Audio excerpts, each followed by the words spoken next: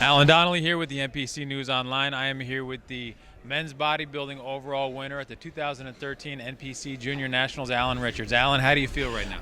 It's unbelievable. I've been dreaming of this day for a long time. I came out here to compete in 2010 when I wasn't ready, like we all have done.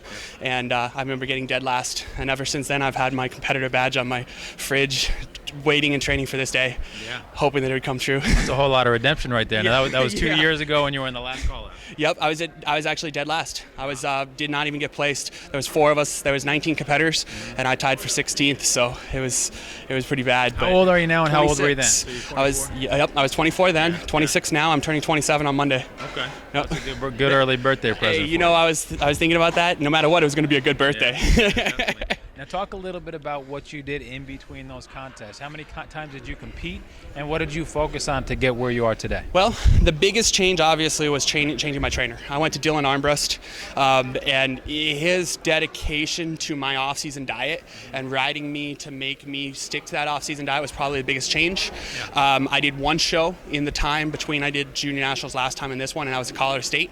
I took the overall last year in the Colorado State. Okay. I weighed in at 227, so I put on 3 solid pounds between then and now, but I feel like I was a little bit leaner, a little bit drier, so actually I'm probably more like 5 pounds.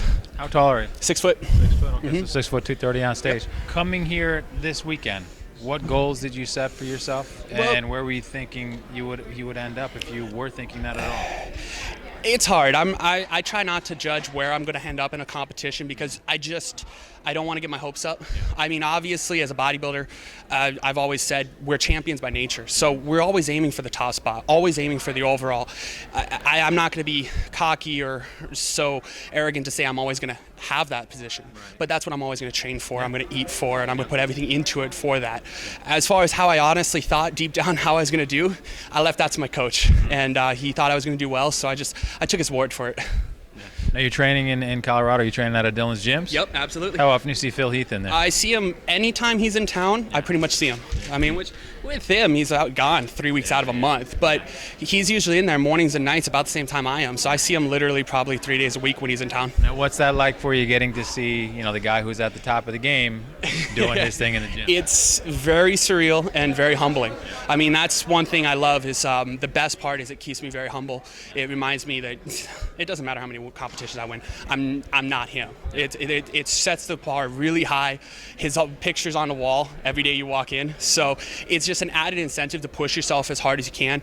And I think everybody, if you train at a small gym, you don't have that presence. It's very easy to just kind of relax a couple months out of the year and not push yourself. But when you walk in, you see that banner with his face on there, knowing he's the best there, in my opinion, that there is on the stage today.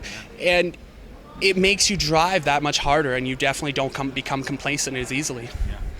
Well, Phil Heath might be the best in the world, but you were the best here tonight, Thank so congratulations you so much. to you, and That means a lot. good luck to you whenever you're stepping on stage next. Awesome. Thank you, Alan. You're welcome. Appreciate it.